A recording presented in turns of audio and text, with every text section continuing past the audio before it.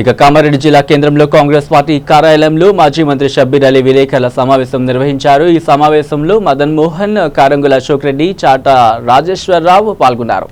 ఇక షబ్బీర్ అలీ ఈ సందర్భంగా మాట్లాడుతూ రాబోయే మున్సిపల్ ఎన్నికల్లో కార్యకర్తలు చురుగ్గా పనిచేయాలని, కాంగ్రెస్ పార్టీ జెండా ఎగరవేయాలని, కాంగ్రెస్ పార్టీ గెలుస్తుందని ఆయన ధీమా వ్యక్తం చేశారు. దీని గురించి 9 మందితో కమిటీని నియమించినట్లు తెలిపారు. ఆయన మదన్ మోహన్ మాట్లాడుతూ టీఆర్ఎస్ ప్రభుత్వంలో అరాచకం కొనసాగుతోందని, కామారెడ్డి పట్టణంలో అక్రమ కట్టడాలు నిర్మిస్తున్నారని, దీన్ని అరికట్టాలని అన్నారు. ఆయన కామారెడ్డిలో ఇప్పుడు మున్సిపాలిటీ పోయి కలెక్టర్ పాలన వచ్చింది. స్పెషల్ ఆఫీసర్గా నేను కలెక్టర్కి రిక్వెస్ట్ చేస్తున్నాను, ఎక్కడ పడితే క్లీనింగ్ మొత్తానికి లేదు. కామారెడ్డిలో క్లీనింగ్కు స్పెషల్ దృష్టి పెట్టాలా.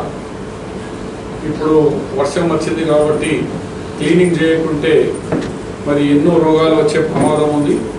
దాన్ని కామారెడ్డి ప్రజలను స్పెషల్ డ్రైవ్ పెట్టి దీన్ని కామారెడ్డి నీట్ క్లీన్ సిటీగా కలెక్టర్ గారు చేయాలని, కలెక్టర్ గారితో కూడా యాజ్ ఎ స్పెషల్ ఆఫీసర్ ఆయననే కాబట్టి ఆయనకు కూడా కాంగ్రెస్ పార్టీ తరఫు నుంచి డిమాండ్ చేస్తూ ఈరోజు మా జెడ్పీటీసీ 8 ఈ జిల్లాది, ఒక జిల్లా మాది అంటే కాన్స్టెన్సీ బాసరాలో చెందూరుకు చెందించిన అంబర్ సింగ్ కూడా 9 మంది జెడ్పీటీసీలకు సన్మానం చేశాం జిల్లా కాంగ్రెస్ తరఫు నుంచి. అలాగే గెలిచిన ఎంపీటీసీలకు కూడా సన్మానం జరిగింది.